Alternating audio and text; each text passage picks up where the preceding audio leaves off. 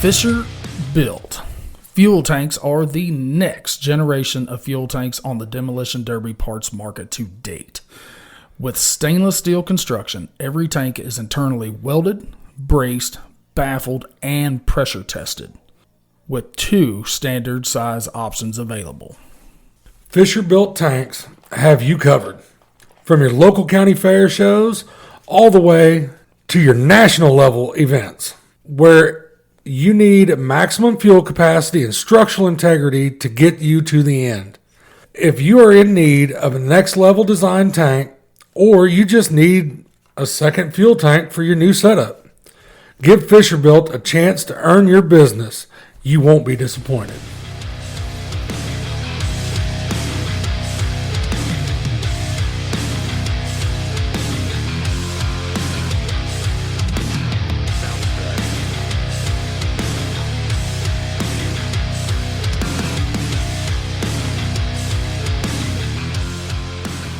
Ladies and gentlemen, Hard Nosed Derby Podcast, we're back. Derby weekends. Yeah. For days. Short show. Yeah. I like it. I've kind of always said that 3 to 4 hours, you're kind of pushing your limit of keeping your audience. Well, you know me. Squirrel. Keeping that audience entertained for that long. Macon, Missouri. Macon County Fairgrounds. MJC promotion. I love that facility. Dude, that facility is just bad. Well, and it doesn't get used enough. Truck pull. Hell, they do. I don't even know if they do the truck pulls there anymore. Yeah, I think so. Do they? Not like they used to. Like, that used to be the truck pull in the state of Missouri. Show me showdown. Yes. Blown 8-engine tractors and shit like that. But I think they do that. Maybe a flywheel convention. And then really, that's it. Yeah. That bitch needs to have about 3 derbies a year there. Well, yeah. Not just, I mean, they're concerts, dude. It's yes. It's. But. Ultimate Derby qualifier. Yes. For Gold Rush Wheelman Nationals. See, we were talking about it before cars pulled on the track. I didn't know how many they were taking. They were really, there was 4 spots to be got there. Mm-hmm. Yes. Man, out of a 9-car feature, I like my odds. Yes. Yes. And unless you were by yourself. Or a couple by yourself. Right. Ralph Lee just made that trip down. Sean Verona made that trip down. And you got to give it up to both of those. They knew what was coming. Well, Sean, I mean, I feel like they dealt with him so fast because they knew. Yes. They knew what was going to be there at the end if he was still there. Yes. He took a little bit of a ride. Yeah, he wasn't supposed to park there. Eddie Chick told him that. I was like, Eddie, you're a dick.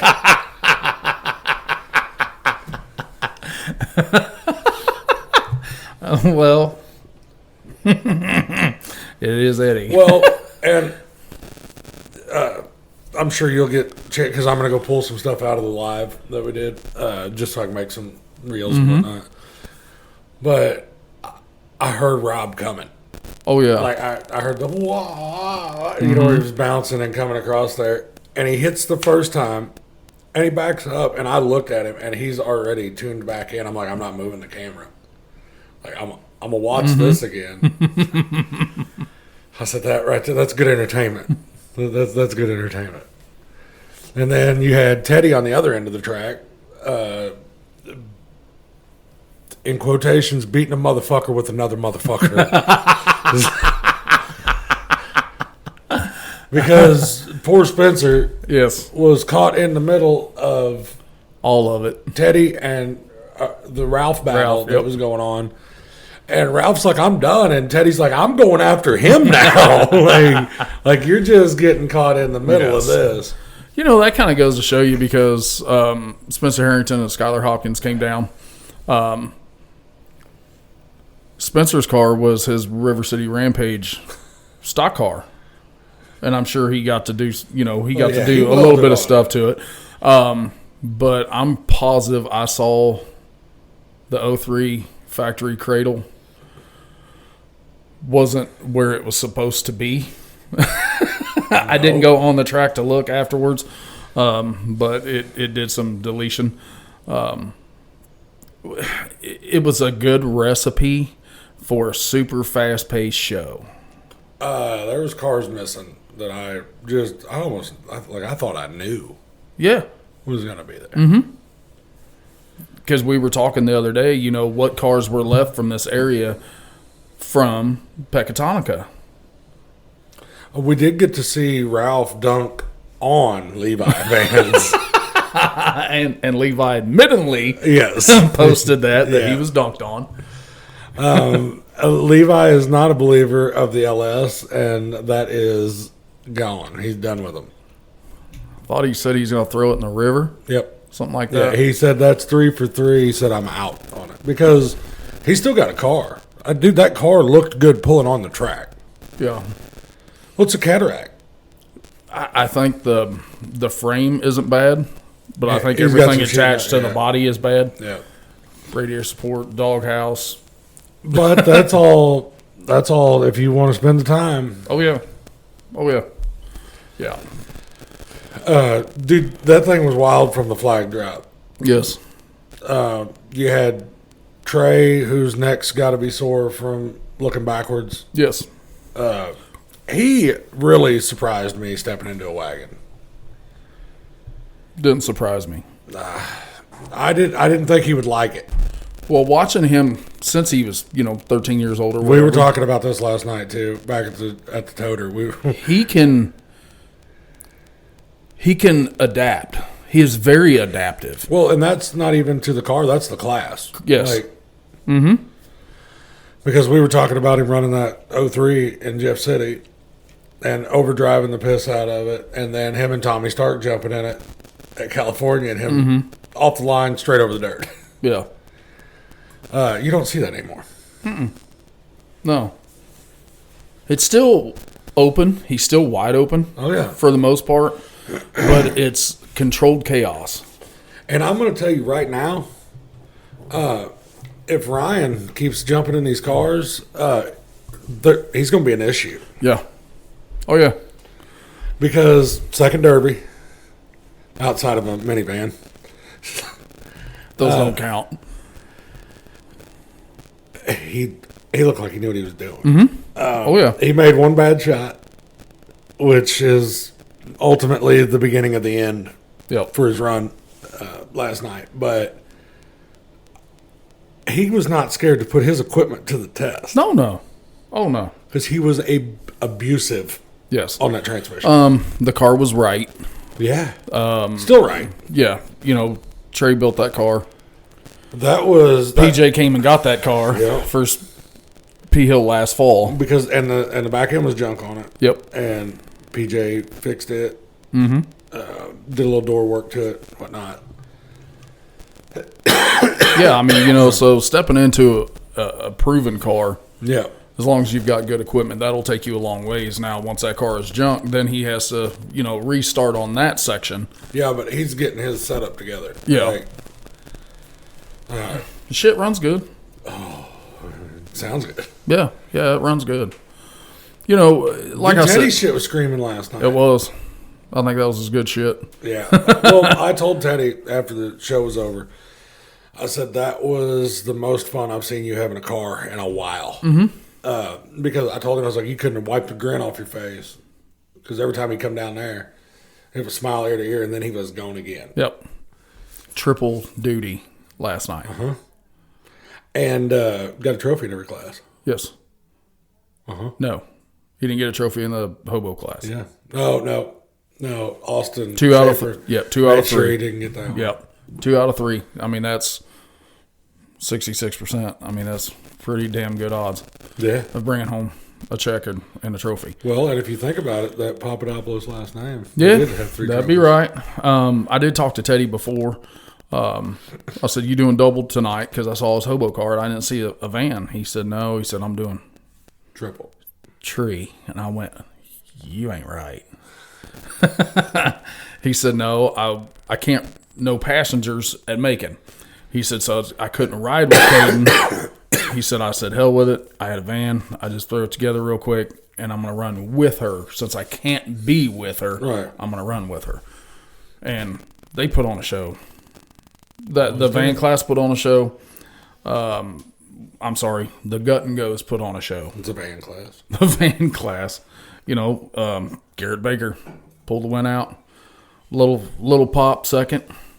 Big pop third. The hobos, big cars. Wow. Austin Schaefer, man. You're going to, you got to give it up to the dude. Yeah. 4th generation. And it's like he has figured out. It's like he's taken everything from each generation. Because if you watch his dad run, and when I watched his dad run, you know, back in the early mid-2000s, it was wide open, full tilt. Mm-hmm. So he's got some of that, Austin does, which 220,000 people viewed last year of that. Yes, he can do that too. And you know, his which I don't know if you noticed those door wraps and whatnot. Still on there. His grandpa, Rick, he was more calculating, more patient, not really wasted shots, and he has taken some of that too. And you know, then his great grandpa, who started the whole Schaefer deal, that's you know, hell, back then it was just knock the windows out and put a piece of chain around the door and get it on. So he is very adaptive to that, which he pulled off a second against Matt Gill. And no offense to Gill, but Austin was wearing that ass out. Yeah, he was. At the end of it. Yeah, he was. I kept looking. I was like, man, Gill, dude, you're going to slip up. Mm-hmm. That was a chess match. Yeah. I mean, and that was a hell of a chess match because you had Matt's car that was pretty damn straight. Yeah. And Austin couldn't think about seeing. Right. Or steer. Or nothing. You know, Austin was actually getting into that position to make Matt step on his dick or get him pushed into some cars where he couldn't get out. Well, that was the game plan. And that was there was 2 or 3 times that I thought Matt had him. Yeah. And wrong. Here he come again. He actually got him wedged in the corner. At one point in time there, I was yelling at Matt, drive away from him. Just get away from him. Yes. Now the crowd hates that, but I'm telling you right now, for what Austin was doing with no car, I would have been like, "Yeah, I'm gonna see you later, buddy. I'll take my $1,000 and roll on." I'll talk to you here in just a little bit. Yep. I'll talk to you in about 55 seconds." Yeah. But that was that. You know, those chess matches we were talking about, and then you had Austin Johnson, who came over. You had Zane T. Yeah. And Austin. And Dino Fisher's little brother. There's some wide openness. Zane T. It looked like he had seen where the seas had parted, and he's like, it's time. And I watched him one end to the other. Yes, twice. On Schaefer. 145 shot, and that made it do all sorts of weird shit. And then the second time he did it, it was like perfect center rails to center rails. And it just... Oh, yeah. It did some cool shit. I think Zane T ended up with a Mad Dog out of it, didn't he? I don't think they gave one for that. Well, no, I mean, like, I think everybody got together. Oh, yeah, I think that's how that worked. I think Jake Reed went around and did a little collection deal. Oh, did he? And got him some Mad Dog money. Cool. Because he deserved it. The Gut and Go class, just hit on that. Yeah, because Austin was dragging his tail around like a wounded dog. The Gut and Go class, there was an Adam Parrish. Yep. Sir, if you're listening, hope you have a speedy recovery. What you can say on a microphone to what you get told in your ear, you don't really want to translate that to the entire crowd, but they said it was pretty gross. Right. Looks like his leg broke just above the ankle and kind of did some weird... you can't park in that direction type of stuff. Right. And that's where we kind of talked, while we were up there, that maybe they ought to allow them some protection on that driver's side. I'm not even getting into it. But just for that purpose. I know. You can't, they'll overbuild their car. If it's inside the driver's box. Who cares? Let them do it. Let them do it to a certain extent. Yep. Because it wasn't a door shot. It was like one of those firewall shots. Yep. And his leg just happened to be right there. So well, and I am a firm believer in everybody should have a dash bar. Yep. Yeah. Because these dudes aren't doing shit to them anymore. They went backwards. Yes. Mm-hmm. And my big deal at Paris was I made them have a 3-point cage and leave the dash in it. Or you had to have a 4-point if you pulled the dash out. Use the factory because dash support. They are made for support. Like if you leave everything in there, if you look at the skeleton of a dash, there's a pretty heavy bar in the center of it. There is. Yeah, I don't like that class. I mean, I've told you this. It is what it is. I like the class with safety. Where do you stop? Well, where do you stop on anything, though? Right. On any class, it's everybody's looking for those gray areas. Yeah. How's the posi track on a Plymouth work? Well, that's some of that Mopar shit, man. I don't pay attention to that. Because there's a sun up there, maybe, and a moon. Speaking of gray areas and reading way too far into rules. You want to make a phone call? You want to do that? All right. Let's do it. We'll be right back. Triple B's Tees offer custom shirts and logo designs for all your apparel and merchandise needs, offering a variety of shirts, hats, hoodies, tumblers, and koozies. Triple B's will work with you one-on-one to personalize and perfect your logo. With over 5 years in the business, 20 years in the sport, they live for Demolition Derby. Chunk and his crew can bring your imagination to realization with zero limitations. So for all your badass tees, choose Triple B's. Well, we said we'd just make a phone call. Well, and I told you, I said, speaking of reading into rules, let's get somebody that knows how to dissect a set of rules on there. How about a gentleman all the way from Damascus, Pennsylvania, Mr. Pete Hanson? What is up, buddy? How you guys doing? Oh, we're pretty good. Sitting here, we were talking about rule sets and wording in rules. Like whenever you were out there at King of Ohio, the way something's worded is the difference in a soft car and a hard car. Do you believe that? It makes a huge difference. I mean, a lot of people disagree with me, and a lot of people don't think it's right, and a lot of this. But when you start putting mays and different things like that in the rules, it really changes the rule set. Well, my question to you, Pete, is there has been rules written and rewritten because of you. How you can dissect, break down, find gray areas. Man, how did you ever come up with that shit? Well, that's a good question. I really can't answer that because it's just, I guess, I really don't have the answer for that. I mean, I hated school, so it took me an extra 2 years to get out of school,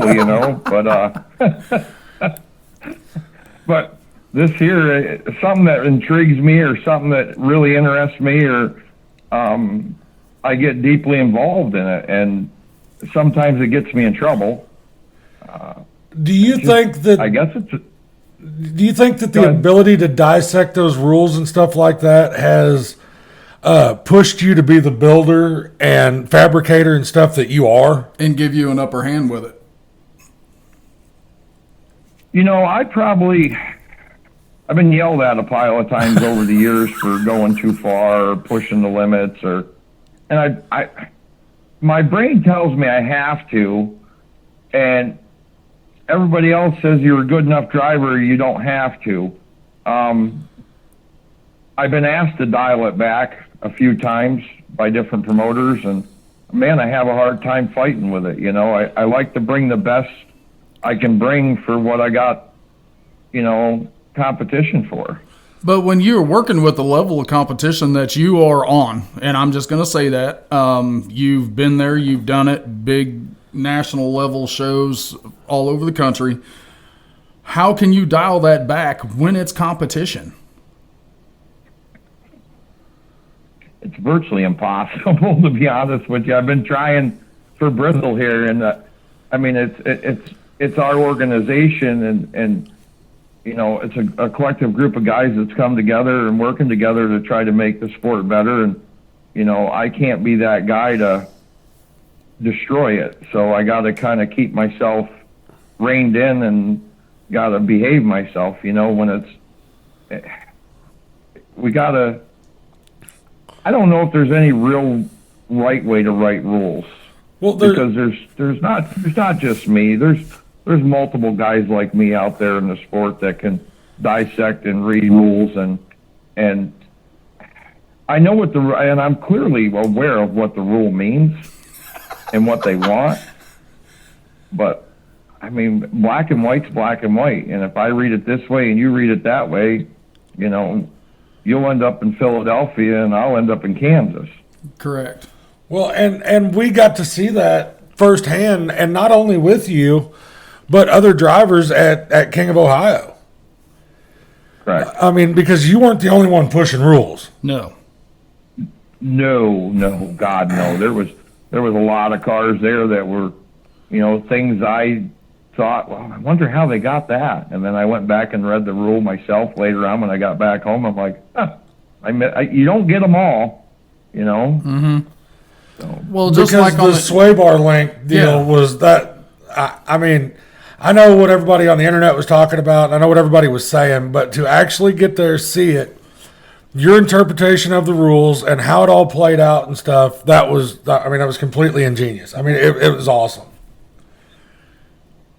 Well, I appreciate it, guys, and I try hard, and sometimes this is the only sport I know truly that the harder you work, the more you get, the return. You don't get any credit for it. You actually get looked down on and you get abused, and it's not like going to a normal job and you're the best guy there and you get all the benefits and you get all the perks, and your employer treats you the best at anybody because you work so hard. You're a cheater. Just the opposite. Yeah, right. Just like the YouTube videos for the for the docuseries for Bristol, you were reading so far into it of on or on to or whereas or somewhat or how, and the nation saw this when you went through your tag. Right. And to it's really hard on the promoter side of things to be like you're wrong because you're not. Whenever that wording stuff comes into it, yes, like you said, what they meant, you knew what they wanted, but that's not what they said. Exactly. So if I thought I could have the upper hand with that one extra thing, that's what us builders do, not just me directly, but and I see other people out there, and they're bashing it, and well, I'm a promoter, and I wouldn't have let it fly. Well, it shouldn't be their choice. It should be what's right and what's wrong. And I get other promoters too. They're trying to level the playing field of the cars so you don't scare everybody away. I've been deemed to scare a lot of guys away and not come back, and I don't want that for the sport. But I'm trying to remember who it was exactly, but I know there's a guy out there that had talked on a podcast and talked different things, and they had said stay in your lane. That's a huge thing. Stay in your lane. If you don't want to play on this level of the creative building and the higher classes, we've got 30 different classes now. It's crazy. Because, just what you said right there, you've got 24 hours in the day. How much time that you're willing to put in to make yourself one of the best in the sport, in the nation, that is all up to you. If the other guy doesn't want to do it, if he wants to half-ass stuff and not take the time and not put in the effort to do it, well, that's on them. Yeah, but not penalize you for it. Like we were just talking on that, one of those guys is going to be considered a cheater, and the other guy is going to be the underdog. And it's the lazy dude that's the underdog 90% of the time. Yes. And it's just because they don't want to put the work in. Guys, I don't think some of it is laziness, yes, 100%. But some people, I got to look at it at a different aspect. Some people say, well, that guy was lazy and he just didn't do it.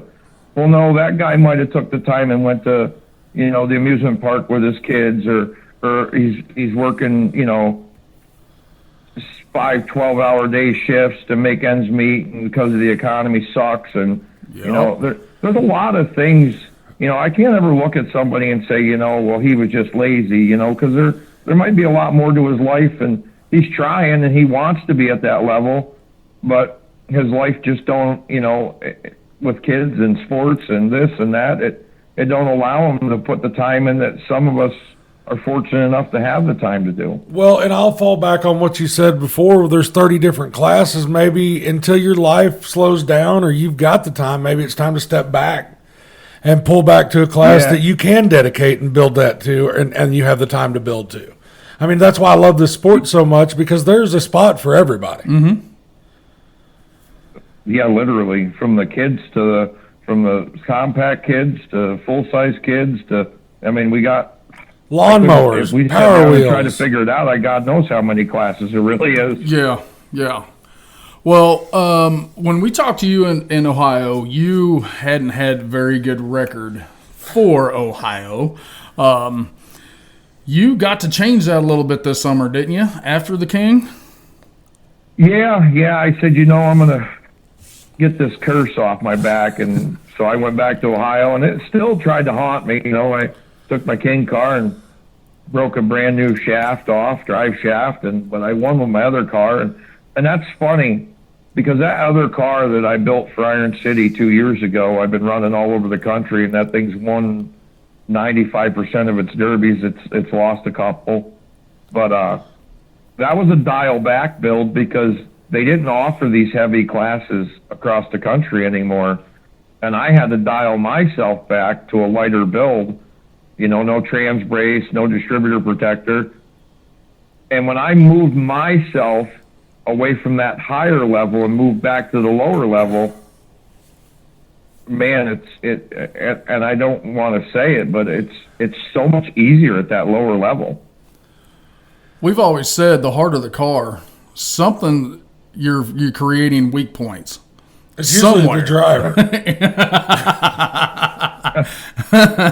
It could be the driver, but if you're making the rail so hard, guess what? There's a weak link somewhere. Suspension, drive shafts, transmission, rear ends. Yeah, it keeps going. And then just being in the shitty situation that you were in at the King of Ohio in that feature when the scoop happened, and next thing you know, you was up on the goddamn concrete. Well, it drove me nuts. First time in 34 years I was ever on the wall. Oh, that sucks. Well, it was the bent wheel in the heat that drove me nuts. Yeah. I was like, man, if they just let him stop and throw a wheel on it real quick. And I don't care what anybody says. You could have the best of everything, and it's proven. You've seen it at the King of Ohio. I probably had the best car there. I'll agree with that. Bar none. But luck has a lot to play with it. It's just a lot of luck. And everybody says, well, this or that or this. No, I'll tell you, it's a lot of it's luck. I believe it, and wholeheartedly always have believed it. A lot of it's luck. Well, I know a lot of guys that say they'd rather be lucky than good any day. Yes, sir. Right. Yep. So, dude, let's just dive into it. You just said it. You are a charter member for D.E.M.O. Bristol is upon us. Hey, Steven, how many days do you have to build a car? Shut up. Let's not talk about that part because I'm behind the eight ball myself. Is it going to be all hands on deck? Well, here's the problem. I got one guy that helps me. Basically, it's one of my employees. He's still on the time clock, and I put him in the shop to help me. I don't have a group of guys that come over at night and hang out, and we pretty much every weld on the car, besides maybe some door plates or something like that. Every weld you see on that car is mine. And I said to Dustin, the last couple times, I had a neck injury last year. That seems to be playing on me. I smashed my elbow at the King, and now I got a big goiter off of it, and there's floating bones around in it. And I told him, I says, I'm 49, going to be 50 here in May. And I mean, there's guys out there running at 70, but I don't think they're running at this level. My whole body's just giving up on me. My brain says go, go, go, but my body says no. Well, I think I think you and I actually talked about that at the King. You're kind of maybe looking into the future of that. Time to start maybe backing down in the near future. Have you got maybe a time frame of when you're thinking it's time to step away for the body side of it? I really don't have a time frame, but I would like to take, honestly, I have a son, but we don't even talk because he thinks his way and I think my way. I guess I'm a dick because I'm a little stricter than what I probably would be or whatever, however, but I was hoping to pass this torch along to him, but I would like to find a young gentleman out there that I see a lot of potential into and pull him under my wing and bring him into the sport. And, he can use all my stuff and we can work together and I can train and shape and build him to, that champion. Yes, mold that winner from a young age. Yep. Oh, my. But we're not starting off in hard cars, I'll promise you that. I'm a firm believer when you start out like I did as a kid, you chain your doors, you put a push-pull shifter in, and that's where you're at. You got to learn how to drive first. Correct. You got to learn the cars. You got to learn how they fold, how they bend, the weak areas on a car, all makes, models. And, that changes a lot when you step up into the bigger platforms because these cars just get stupid hard because you just stuff everywhere. Yeah. Now, one other thing that we did talk about at King of Ohio is that was you took a 9-11 Vic, and that was your first one that you did. How do you like that compared to all your other, old iron builds that, you're notorious for?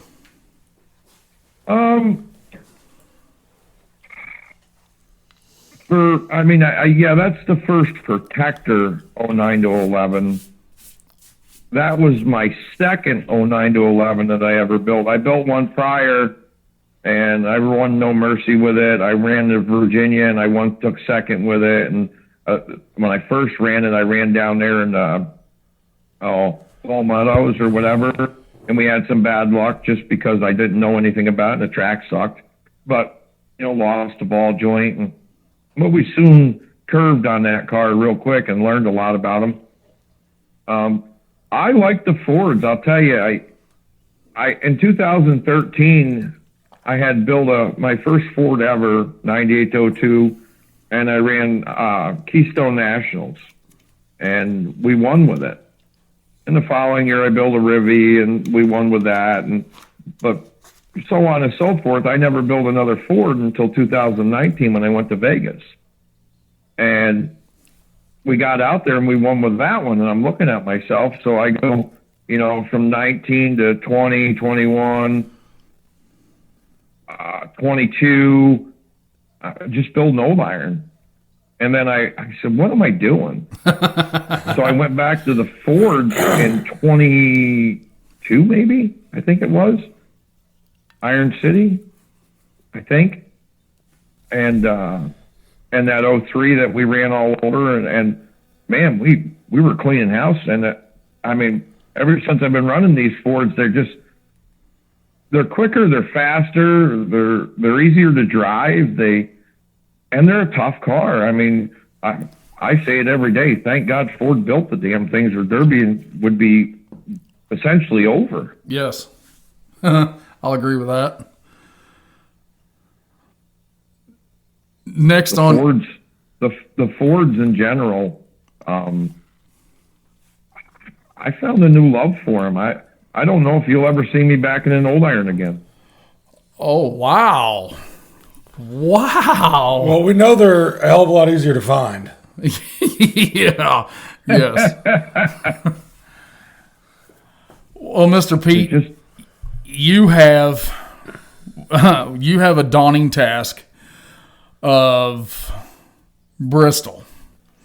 Yeah. I know your team at that point in time when we talked, in June, that it was still kind of up in the air with the teammates' health and all that stuff. Did you guys get that all taken care of so you can come down with guns a-blazing? Yeah, I got 4. We did, we had a misfortunate thing. We had Trace Braun was one of my team members, and we were working on some others, and I thought me and Trace, old guys like we are, I thought it'd been a great fit, and he was excited, and then he had medical emergency stuff with an aneurysm on his heart, and he had to have open heart surgery, so he wasn't able to make it. And I was actually going to build his car for him so he could make it, and then I lost a true dear friend, and it took a bunch of time out of my life from building another car for him, so that kind of set that to the side. And but yeah, we got a solid Lock 4 now. I think it's a pretty solid team. I mean, no big namers, but some decent guys. For sure. Well, that's what we have been talking about over the last month or so, is because there's such a geographical diversity compared to, what runs at Blizzard Bash and what runs at Capital Carnage and what runs at Spring X. When you're going so far, those East Coast guys, not a lot of people around this area know those people as a big name driver because they just don't know those people. But those drivers are the ones that can step up and be that, that catalyst of, could it pull out the win? Nobody knows me. Maybe they'll leave me alone. And the next thing you know, he's overhauling, clearing people's shit off because nobody knows him. Well, and it might not be somebody that we know. It might be somebody from out, Yeah, that Pete knows. Yeah. And runs with religiously. Yeah. And I think you're going to see a lot of that because this list is so ignorant that, it's hard to place a bet on who will come out victorious on the heats. Mm-hmm. It's insane. I said, and if I ain't said it once, this Derby is going to be won in the pits. Yes, 100%. Yeah. Who can fix there's shit? going to be some really, really hard cars and some really, really good cars. But it's going to be won in the pits. I believe the geographics of your team in the pits, your helpers and everything is gonna, and what you supply your team with. We're gonna have mini excavator on deck there, and we're gonna have a lot of different press brake, and we're gonna have a lot of things there to make it easier. Try to move the shop to the track, and it's not easy, that's for sure, because we're so far. I mean, I'm 9 hours, and I think my other guys are probably 6 or 7 hours, and so it's a lot to take when you got to take, basically how many, you got 4 sets of rear tires, 4 sets of front tires, different makeups of tires, and just in weight alone, hauling down there is these cars are going to be in that 7,000 to 8,000 pound range cars. And who has got the balls to pull the entire fucking shop with them to a show to do what they need to do? All these teams. I'm serious. Yeah, true. Like, nobody's, if you haven't been to the Blizzard Bash or the Gold Rushes or, now Bristol, which Bristol's Bristol, but I just think it's awesome that we have that same level that they've been lucky enough and fortunate enough to have in their backyard out west, that now we got it on the East Coast. Yes. It's been so long for us to actually have that level of competition, you know, on the East Coast.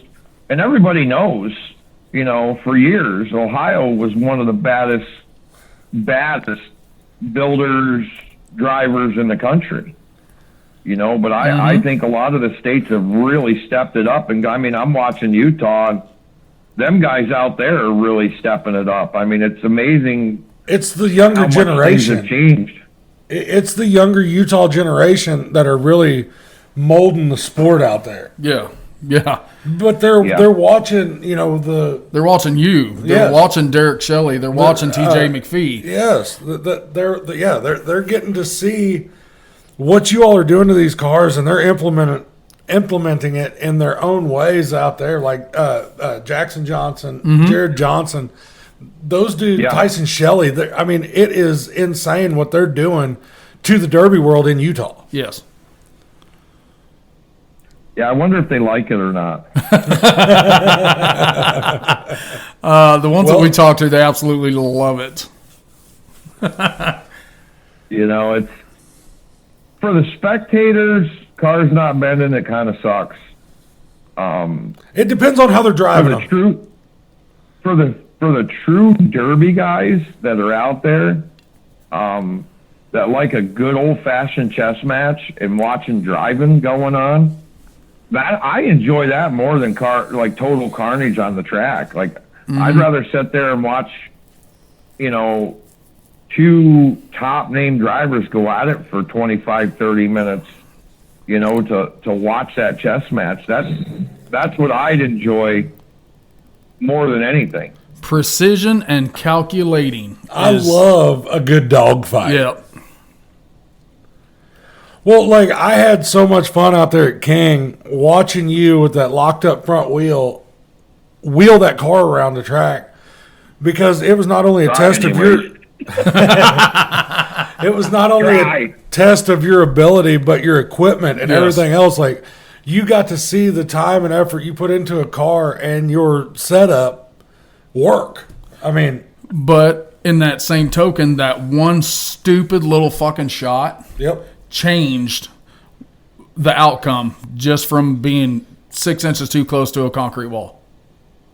Well, my problem I had was, and I fight this all the time, like, I like to run soft front wheels, not real hard. I like to let the wheels bend. Well, before I left home, I had full center wheels here, and I had heavy wheels, and I'm like, I should put them on. Nah, I've been fine all these years. I haven't never, you know, and it's like, after it happened, the full centers went on from that point on. It's like, God damn it. You know, you told yourself to put them on, and then you said, you better not. And it's just you know, so going to Bristol, I got, now in my mind, I'm telling myself, you don't need these heavy wheels. Go back to the soft wheel, what you're always used to running.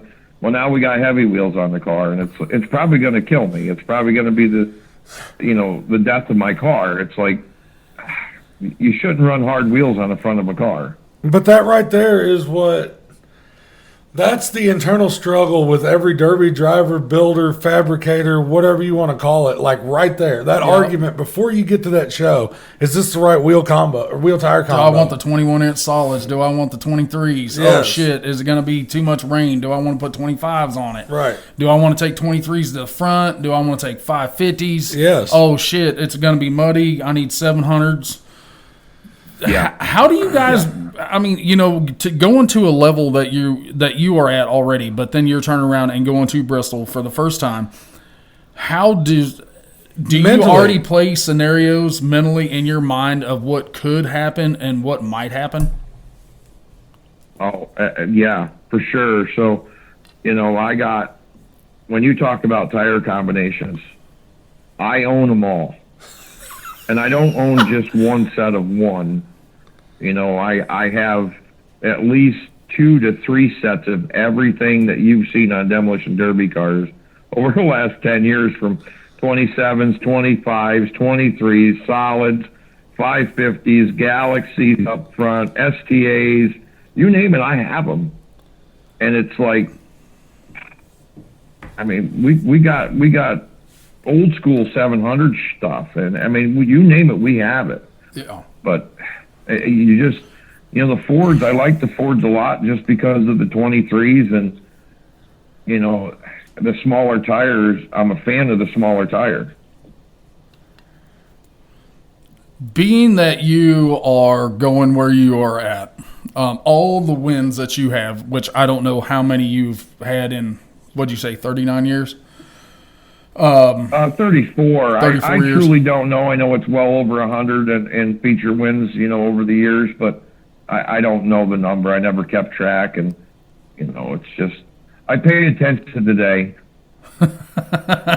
Well, Bristol, if you guys can pull that off, even though it's a team setting and not an individual setting, I'm going to guess that will be your biggest accomplishment in your Derby career. I don't know.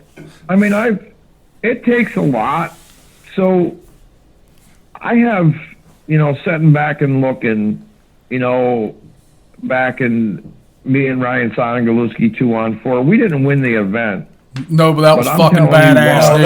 That was still fucking talked badass. about, and I was not going to let you get off here without bringing that up. I mean, you got that one, and then Las Vegas. Yes. I'm on the track. Two of my team members are down.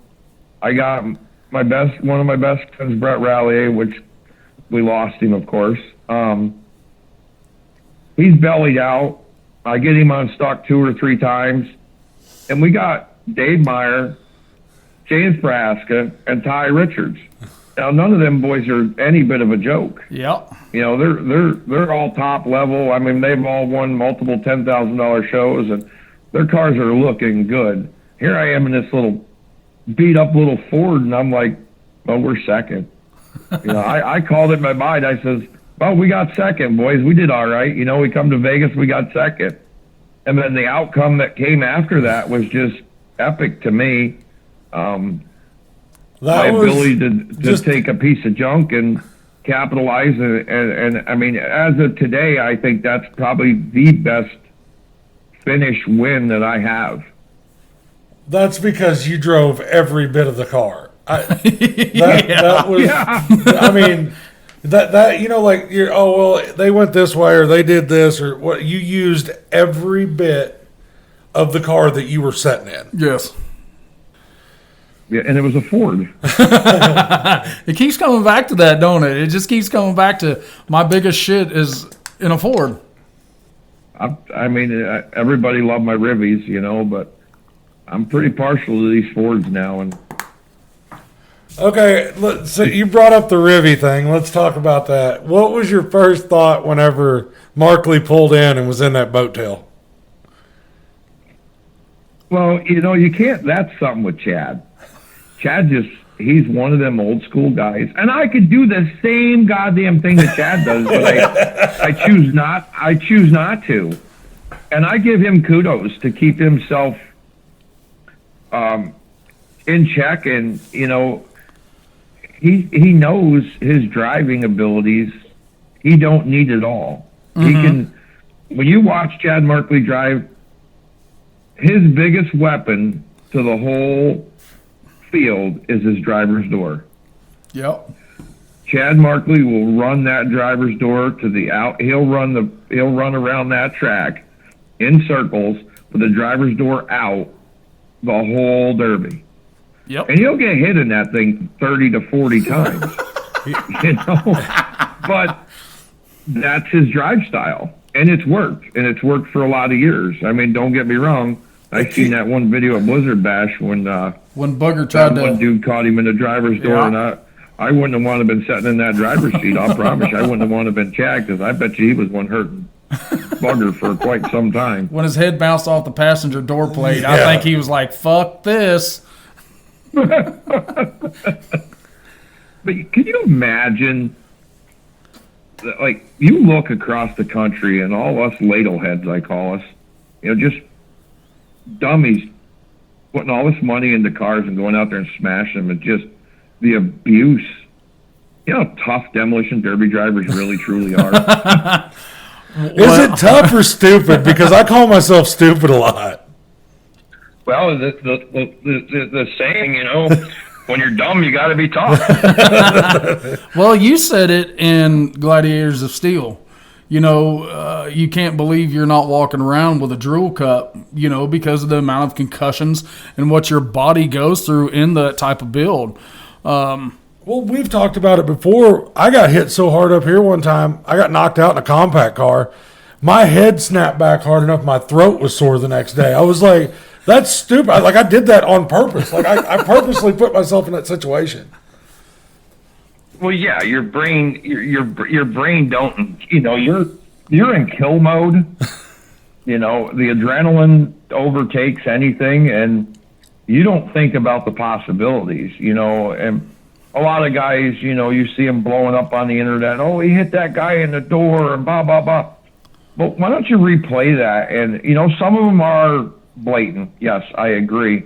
But I would say 90% of the drivers that are out there are not out there intentionally to hurt anybody. No. You know, and when it happens, it sucks. You know, I've done it a few times. I mean, I thought I killed a young boy back 2021 maybe somewhere, William Close. I come full track, final confrontation in a hardcore show, and he slid ahead, you know, and I was wide open. I mean, the tires were coming off the ground, and he slid ahead, and I caught his door. I blew his door bars out of his car, and it's a heavy build car. I mean, I blew the door bars out, and it come in and hit him and knocked him out. And the first person to his car, I think, was me. Yes. You know, I come right out of my car to go check. I felt horrible.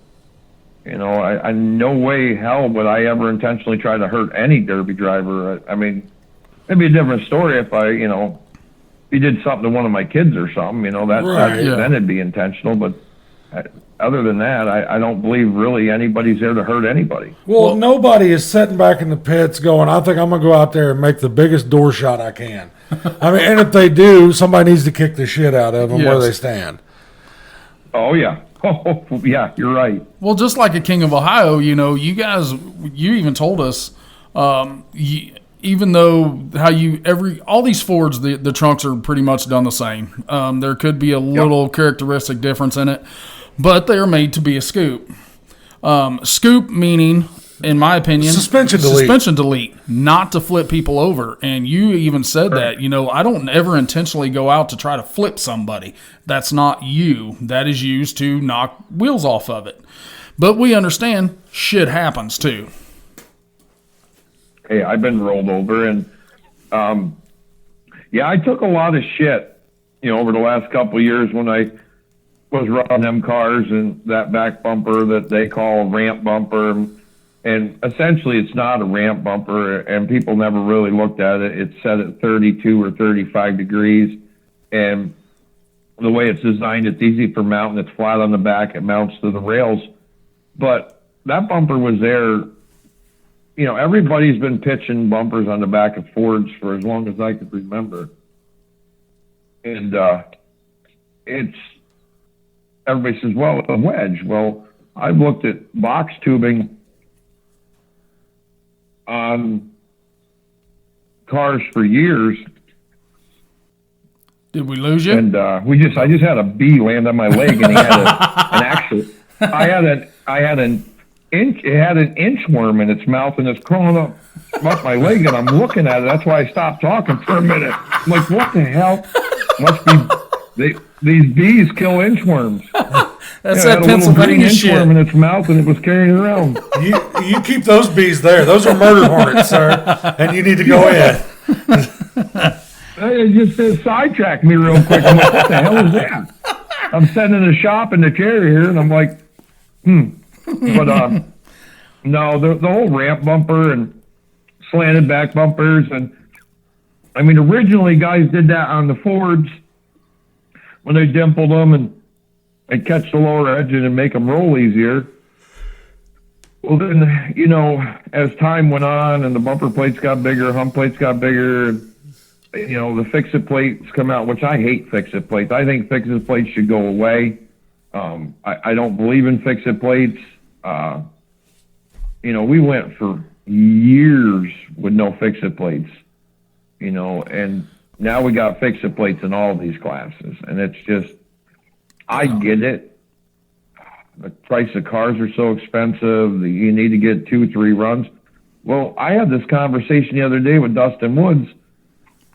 I said, you do realize that we got Blizzard Bash cars, we got Gold Rush cars, we got King of Ohio cars, now we got Bristol cars. These cars are not welcome hardly anywhere in the country. Correct. So guys are putting $50,000, $60,000, $70,000, $80,000 in these rides for a one-time ride. Mm-hmm. And just say hard luck. I mean, some guys will go down and they'll be out first round or hard luck, and car's still perfect. Yep. What does that guy do with his investment and all his hard work? He has no place. Maybe you'll find a county fair that'll 3 cars will show up and he can go run it. But I told him that's something we got to, as an organization, that we have to really look at to accommodate the drivers. Mm-hmm. Yeah, because if not, you're going to have 100 of these cars sitting out in the very pasture. Well. And that's play in each, Smash It kind of carries their own set of rules, and Gold Rush carries theirs, and Blizzard, they all carry a different set of rules. And I'm a firm believer when you step to that high level of them national shows, they should base off of a set of rules, and then they should carry on throughout the year with, I know it's financially it's tough for a promoter to take that chance, but and all these guys are asking for fresh cars. Well, we need to, as an organization, we need to fix that so these cars can come back and run again 2-3 times the following year if it's a fall show or if it's a spring show throughout the summer for decent money. We eat ourselves alive, especially with this fresh car shit, and yeah, most derby guys got families and kids, and you're asking an awful lot of a guy to be able to compete. I see the promoters doing it, all the time. Banking shows up against another show like this October is wild. October, November. I mean, mm-hmm. It's like crazy. Between all the big shows, it's easy for the promoter. They just got to put the money and write the rules and line up a few guys to go tech cars. What about drivers? Correct. What are they sacrificing? Their whole lives, their families, everything to try to support these promoters in their shows. Well, in return, the promoters need to start giving to the drivers, not money-wise, but more shows to compete with these particular cars. Well, and then you've got, like you said, there's no place to run these cars, and you know how many old mod cars are laying around in the weeds? Yep. Where people have, and totally runnable cars again, but they didn't have anywhere to run them, so they pull their stuff out of them, they throw them back behind the shed. Yep. You got to... Are the promoters missing this? Just like when they're not looking at the same face. No, they're not. And just like when we talked to Brady Allen after the King, them guys are in the shop 300. Well, he told us roughly 365 days a year. They're in that shop, and I'm sure that you are pretty damn close to the same. Even being married with kids and all that stuff. So, how much time is somebody willing to devote to go in there? Time away from their family for a hobby. Nobody does this for a living. Nobody does this because they have to. They do it because they want to. Where does that level stop? That's a good question. I think we should have a national level show that allows used cars, and they all should, quit seeing whose dick's bigger and swinging, and I mean, they're all still 3-inch hangers, you know, like Jesus Christ, guys, let's get on the page together as a collective group. I mean, promoters have been battling each other for years, and we see it, you know, and right down to the county fairs. And I hear, you know, bigger promoters bitching about the little guys that are, you know, they're coming in at the county fair level, the fair boards, and underbidding so they can get the shows. And, you know, well, all that does is hurt the drivers. Mm-hmm. Like, it sucks that the promoters in general eat the sport just as much as the drivers do. 100%. Like, we self-destruct ourselves as a collective group. Well, it's because they everybody wants to be the top dog instead of actually progressing the sport forward. Because where we're at right now, Pete, in Northeast Missouri, we have roughly 5 promoters within an hour of us. And everybody Pretty runs close. different rules. And they're all different fucking rules. And they try to stack their shows on top of each other. It's insane. Yeah. It's the same here. And I think it's the same everywhere. I think everybody's dealing with the same thing. And, you know, how do we fix it? That's what we truly should be looking at. Not worried about who's building the hardest car or who's the best builder in the country. How do we fix the problem that lies within Demolition Derby that, you know, could put another 30 to 40 cars on the track at every Derby because everybody's fighting for cars? Yes. And they wouldn't be fighting for cars if they could sync up. Boy, ain't that the truth. I mean, because whenever we were promoting, that was our big deal. I feel we've had this conversation multiple times.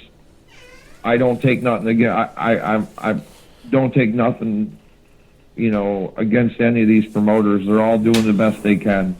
They're all swinging at the fences. They're putting out huge money. Kudos to them guys, but they're missing something that's key. And I feel that Dustin Woods is hitting on it. We need to get out.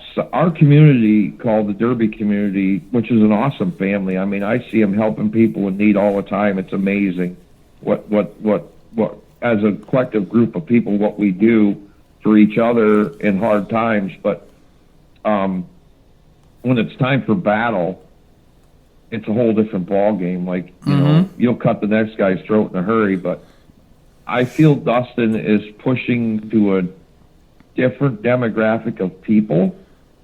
He's trying to get to the outside of our community. Our community's big, but it's small because it's so segregated in so many states that, you know, everybody says, well, look at the county fair, look at all the people. Well, the reason why them people are there, yes, they're there to see the Demolition Derby, but that's something they do every year with the kids. They can take their family there. They can ride the rides. They can get the different foods. They can go see the animals in the barns.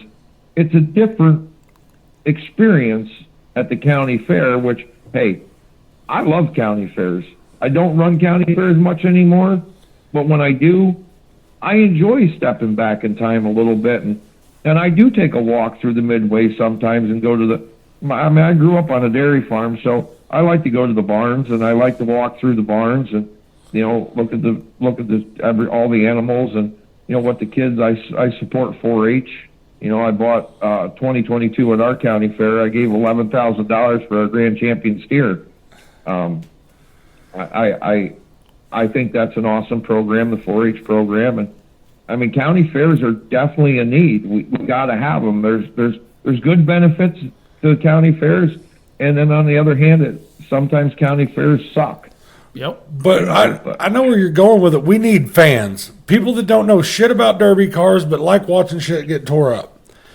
The people that don't care if you've got a 74 bumper on your car or a Chrysler Pointy or a flat Mopar. They don't know what that is. They don't know if you got a 14 built under that. They just know that you blew the front fenders off of it and the radiator exploded and blew steam all over the track. That's what we're wanting. That's what we need. Yeah, we have to collectively, as a group of drivers, we only talk, like I'm talking to you, you guys are derby guys. We talk to each other, you know, but how do we reach outside of our community? And I mentioned it to a couple promoters. Hey, listen, you got any cities or anything around you that's got big industry, like, you know, like maybe craft cheese or something? There's a big, they employ 5,000 people. Well, go there and, you know, talk to the manager and ask him if you can hang a flyer in their lunchroom. You know, like just simple shit like that. It's just a little legwork, but, you know, what the hell is that thing? You know, have some kind of flyer with something more realistic. I mean, today's technology, you can make anything look like real. Yep. And, you know, maybe you can gather 50 new people from that craft, you know, cheese or whatever facility. And I just, there's so many ways we can reach out to the outside world. I mean, Dustin is doing it through the social media programs and going to the NASCAR where we're going to somebody else's playground. Correct. You know, I mean, anybody can go to a arena that blah, blah, blah, blah, blah. You know, I mentioned a couple times some other avenues, but, you know, I won't make that public today, but there's so many ways that, and everybody's chasing the big sponsor. Well, we're not going to get the sponsors until we get the viewers. Mm-hmm. You know, that's the key. We need to have the asses in the seats. You know, it's just like when we go to Utah, there's 10,000 people there, and they don't give a shit who is driving. They don't know. They don't even know what tires are on those cars. No, they don't care. They just want to see total destruction, wheels falling off, people, you know, motors on fire, radiators exploding. So now we need to figure out how to get that fan base everywhere, nationwide. Now we just got to figure out how to do My question, so I don't know Utah very well. And I know Tyson Shelley and Derek and them and, you know, some of them guys out there. And I've never really sat down and talked to them, and I actually should. But do they, see, they're in a lot vaster country than we are. Like, you know what I mean? Like, you got to go a long ways to get to somewhere because it's just big open country. My question is, like, so you look at Ohio, Indiana, Pennsylvania, you know, Kentucky. There's 6 demolition derbies every weekend. Mm-hmm. Do they have them 3,000 or 5,000 county fairs out there, or do they only have that handful because there's such a, you know, so separated out there? Is that why they get so many people? Because they're not so divided. You know, just kind of what we're looking at probably, you know, with UTC, destructive behavior, stirring dirt, I'm going to say 20 shows. Yeah. Maybe from April to October. Yeah. 20 total, where in your region and our region, you're talking 20 shows in fucking 2 weeks. Now, if you want to branch out, like, you can head over, like, toward California and Wyoming and stuff like that. Now, then you can start hitting more shows. But like you said, you're going to travel for that. I mean, that's going to be a trip across the mountains. You know, that it's you're going to go through the valley. Yeah. You know, it's not like we're sitting at right now recording this. I can hit 5 shows around here in 5 weeks and never be farther than 30 minutes from my house. Mm-hmm. And the rules are different at every one of them. Yeah, so I think that's where we struggle. East Coast, Midwest. They flooded the market. It's saturated. It's oversaturated, I should say. And with that being an oversaturation problem, it's almost impossible to change it. Well, that's why whenever we were putting fairs, I mean, the county fairs are always going to be there. They're never going to go away. Yeah, but whenever we were putting derbies on, like, we'd have these little towns be like, hey, we want to do a derby like, you know, this other town did. And I would straight up tell them, be like, I wouldn't. You know, not everybody needs to have one. Mm-hmm. But everybody thinks they need one. Well, such and such made $12,000 for their Lions Club. I'm like, yeah, but if we have one the next weekend at your place that's 12 minutes from that place, you're not going to make that money because the cars aren't going to be there. No, it's a tough one. It's a battle that promoters fight, but I think if we do get out to outside world of demolition derby and just a fan base. There's a lot of guys that, I see that, they're doing the TikTok stuff and they're getting huge followers and bringing, I'm not that guy. I would like to be, but I just don't have the time to play with that. I'm smoking 44-pound rolls of wire off my welder on a weekly basis. We'd have to get an in-helmet cam for you for your welding helmet. It's pretty bad when people like Bryce Lanou commented that you've been in his shop in the middle of the night while he was in bed. Because he walked out and his welder was out of wire too. It seemed like a national problem to me. Everybody and their brother I think I've seen 5 or 6 guys post after I did. They're out of wire. Well, Mr. Pete, man, we are going to let you enjoy your Sunday a little bit with the wife and the little one. That ain't gonna happen. I'm in the shop and I got another quarter panel to finish on the other side of this car, and that's where I'll be. The kids and the wife, they're out in town doing whatever they're doing, and yeah, because I got 4 kids total, and they're all adopted. I got an 8-year-old, a 12-year-old, a 14-year-old, and a 21-year-old. So, and I am a grandpa, and so it's definitely. I don't spend like I did. I can't remember what year. King of Ohio 2 years, not last year. So 2022, I think I ran the King. That was the only derby I ran all season.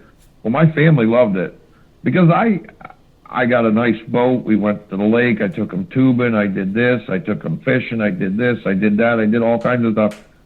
When I'm in derby mode, the only time they see Dad is that they come to the garage.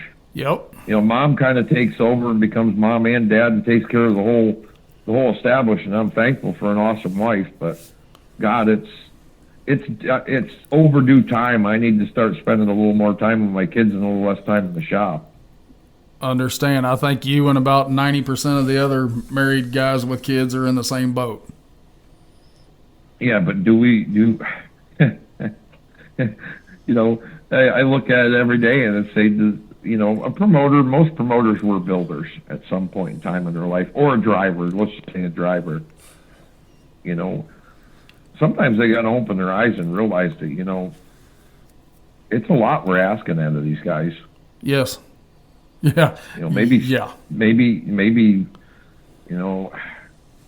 let's break up these big shows a little bit and separate them out a little bit and just make it a little easier on builder. Let's on the builder. Let's give a little opportunity to let these used cars come back a little bit more. Yeah. And not at a county fair level. I'm still saying at a national level events, and bring these used cars back. We're going to have a mixed breed of Blizzard Bash mods to Bristol mods to King of Ohio mods. I build a King of Ohio car and I'm building a Bristol car, and I'll promise you, I would take and run them both against each other and not be concerned that one is that much different than the other. Yeah. It's people that they're pretty comparable builds. The rules are quite a bit different, but at the end, when you look at the full layout, they're pretty comparable. With a few little twerks here or there, I mean, I cannot see why these cars can't compete against each other on the same track. Well, that's what I'm saying. You need to shout that shit from mountaintops, like where everybody hears it, because just because another promoter's set of rules is a little different, whenever you get up into that mod build, I don't see how you can't do some fine-tuning here and there and make them where they can compete together. Maybe one's stronger out back than the other one is, or maybe one's a little tougher up front. But I think that you could find a level playing field to still pay that big money and put them on the big stage together. Yes. I watched a promoter that's been trying to come up in the world. But anyways, I watched this promoter 2 years ago struggling for cars. and he opened his eyes up and he seen that there was this show that just recently went on and another show that recently went on. And he says, you know what? I'm going to take a stab at this. And he welcomed all these other cars and just filtered it all in. And so all them rules would work. And they were all different builds. But he filled his field. Mm-hmm. That's called putting your finger on the pulse and knowing what's going on around you. That's just good business, and that doesn't just go for promoting demolition derbies. If you see somebody that's building sheds, but there's no window company around, and you can start a window company, you automatically have business by default. Yep. Yeah. It works the same way so with car I believe counts. with Blizzard Bash cars, I don't really know the Gold Rush rules at all, but I do know Blizzard Bash rules. I know the King rules, and I know the Bristol rules. All three of them shows, them mod cars, without even touching any of them, at the end, with the amount of fix-it plates and everything, King only got 4 fix-it plates. Bristol and Blizzard Bash get 10, but King gets a little heavier when it comes to DP tight to the dash bar, and hump plates are a little thicker. So, but at the end, them cars all, without even touching them, without doing anything, after the end of the show with the 10 fix-it plates on them and the 4 on the other ones, they can run against each other without doing anything to the cars. Yep. Yes. So that group, because I built the bull sets, that collective group of cars, now you think about it, if there's 16 teams that go at Blizzard Bash and there's 40 some cars that ran through the King of Ohio, and now you got 16 teams or whatever at Bristol. That's a lot of cars, boys. Yes, sir. Yes, it is. That's a lot of shit to be pushing out back behind the shop and not having anywhere to run it. Well, I've been coercing and rubbing and twisting on Dustin to tell him that we need to be the guys that take this on, and we need to have this show in the spring of the year. Yes. 100%. With all these cars, I want to be out. I want to be the one. I want to tell everybody that we're accepting Blizzard Bash cars, Gold Bristol Rush cars, King of Ohio cars, and have a big show in the spring of the year. Yes. And then you've got all summer to hit those, 3,000 to win county fairs if you want to. Or hopefully, I mean, I have to travel literally 8 to 9 hours to be able to run any of my cars that I own. Fuck that. And that in itself is insane. I mean, well, it's bullshit because there's so many shows that you having to travel 9 hours to run a car that you built is in itself, it's ridiculous if you think about it. Like, it's almost, that's insane to say something like that. And I've done it twice back to Ohio. I had to go to Jackson. It was like 9 hours, and then I went to Rutz's, and that was 9.5 hours. Phew. Knowingly enough, they were going to allow them cars. That's so. I mean, that's the plain and simple of it. It is. There are broken things in inside the derby community, derby world, whatever you want to call it, that need to be brought to light. And it's discussions like this that brings that stuff to light. Because it's not 4 dudes in their shop listening to this. We're getting where we're hitting, coast to coast on this thing. So hopefully this sparks interest. It gets people talking, because the more they talk, the more proactive everybody is. Yes. You get so many sure, people. For sure. And that's like, it's no different than, bringing awareness to any kind of group or anything that's out there, of anything. There's ways to fix this stuff. And we can't be just, fresh car, because guys, you're only going to get them at one show a year instead of all 3 shows. Yep. Yes, sir.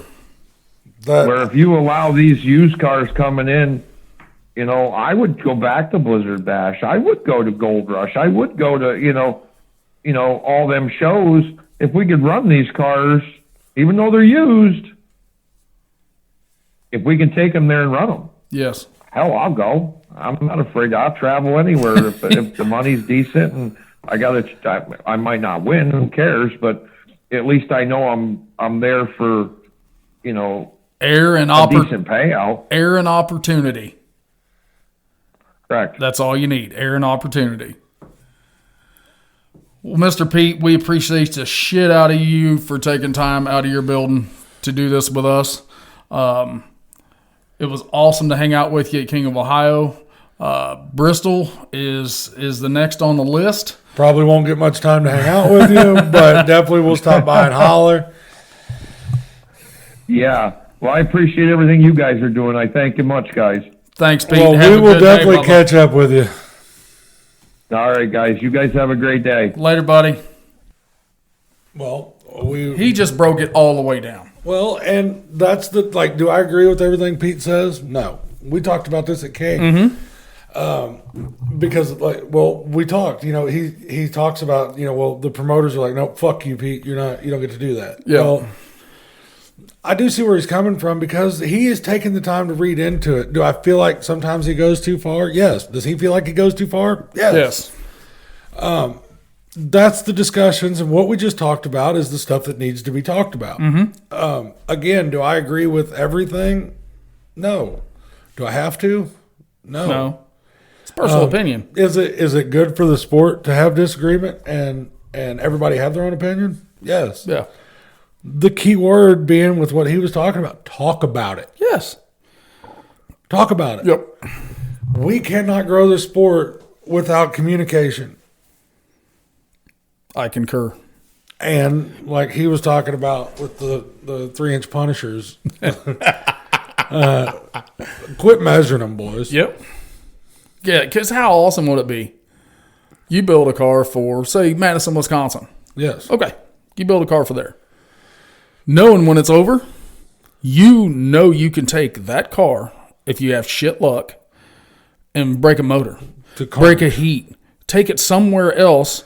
Well, just like I said, I'm just without having to build having to build that fresh one. You can take it to Carnage or take it to Bristol, or the King of Ohio. Yeah, I mean, Sturgis, Kentucky. There are so many mod cars, and I shit you not. We can go around the country.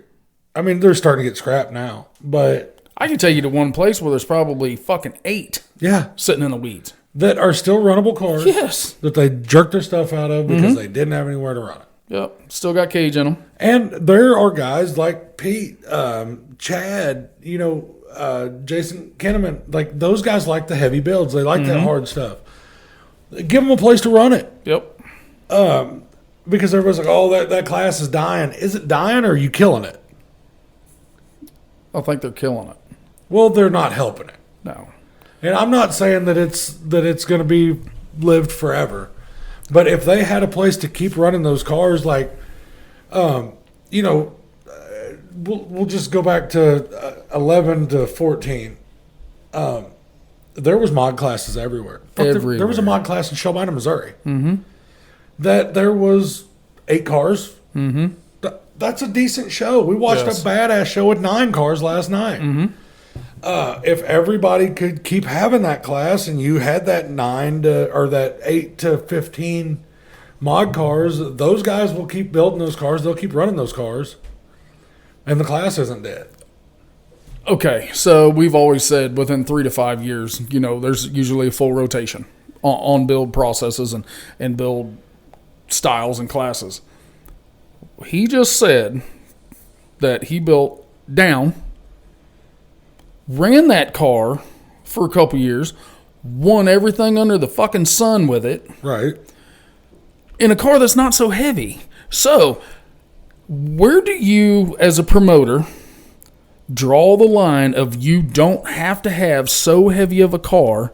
We understand your guys are putting this shit through 4 or 5 days. Well, but that's where we're at right now. I'm serious. I think that where you're going with that is where we're at right now. These promoters are trying to figure out where that line's at. Yeah. How heavy can I let them build them where they will build them and keep showing up. It looked like to me that the street stock was about the limit around here. Yeah. Because you're giving them enough to work with, enough to fix, because you've got people like Teddy and Rob and Trey and those guys that they are taking a street stock car and running it for a season. Yes. Whereas your hobo builds, you get one, maybe two. Maybe three if you had shit luck. Broke transmission, broken axle, something like that. I'm not going to count that. Hard runs, I don't see no like more Austin's than two. car is done. Yes. Wouldn't you say? 2 runs. 2 runs. I mean, which Two I understand. runs, one with a restub. Right.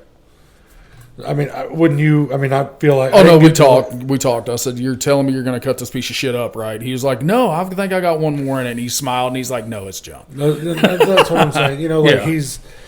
So. Zach O'Neill usually gets 1 or 2, usually gets 2 runs.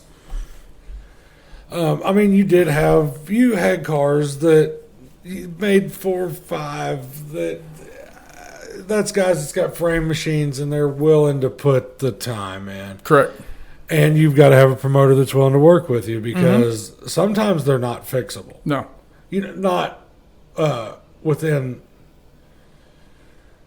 their county fair fixable. Correct. I'll go that route. Yes. Is that a fair assumption? Maybe I give you a little bit of a 2x3 plate to cover a rip in a frame. I saw what you did there. I get it. You rewelded that seam that blowed smooth out. Yeah. I'm cool with that. Right. National level are not going to give you that. No. And nor should they. Correct.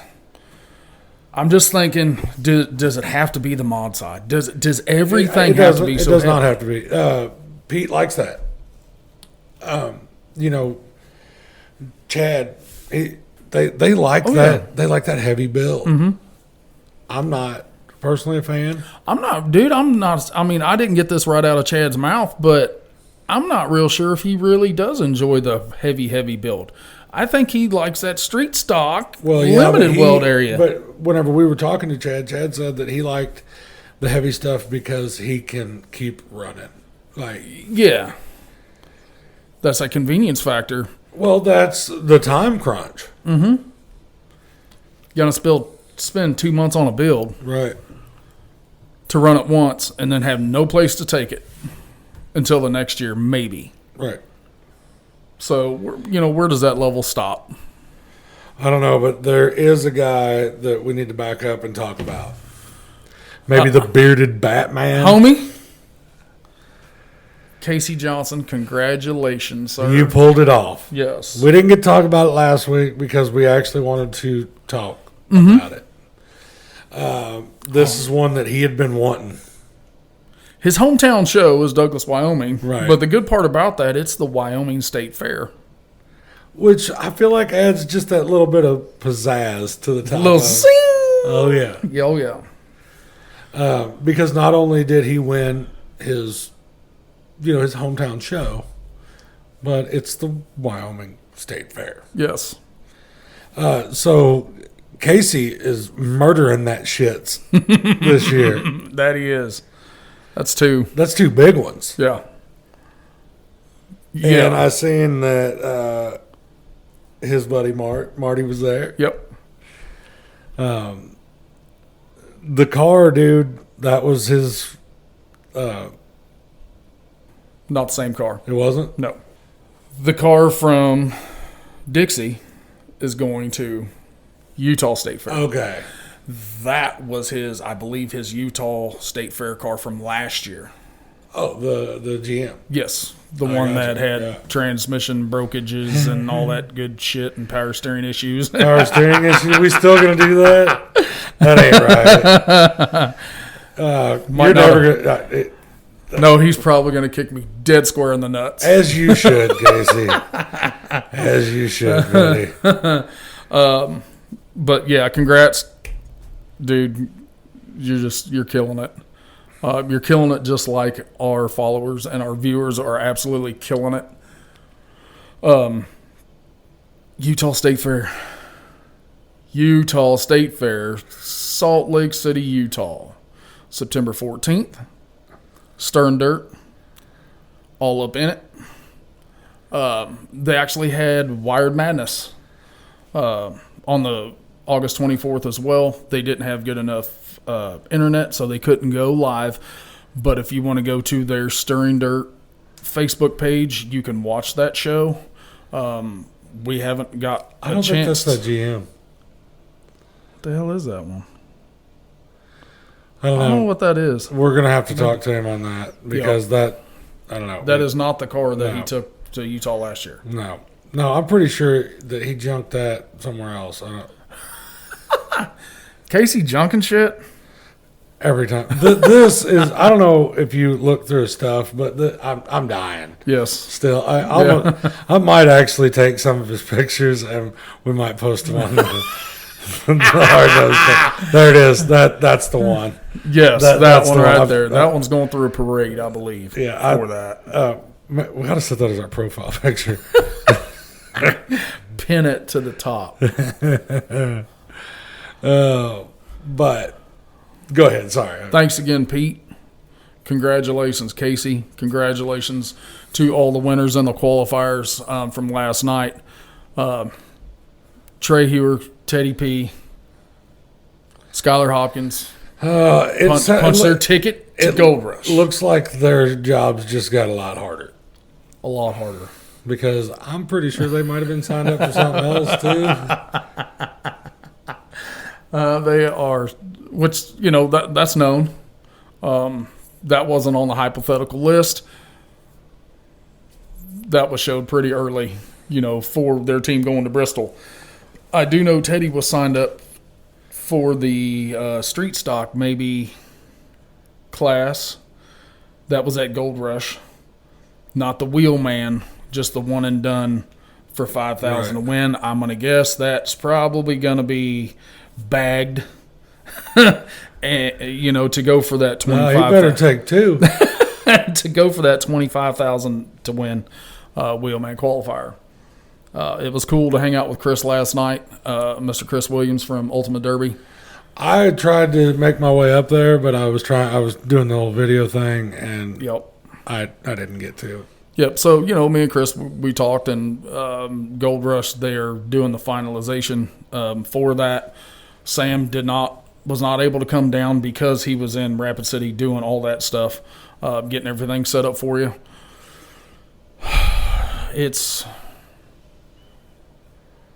We get one week of relaxation for next week, and then all hell breaks loose for the next month. So, like I say, congratulations to all the winners. You guys put on a hell of a show. Pete, thank you so much. Got any last words? Nope. Make junk, boys. This episode is brought to you by Broadhead Decals. From door wraps and roof signs, window stickers and banners, let Broadhead Decals take care of all your vinyl needs with only quality products used. Justin's graphic design abilities will get you everything you could ever want. With super fast shipping, their turnaround time is second to none. So let Broadhead Decals take you to the next level.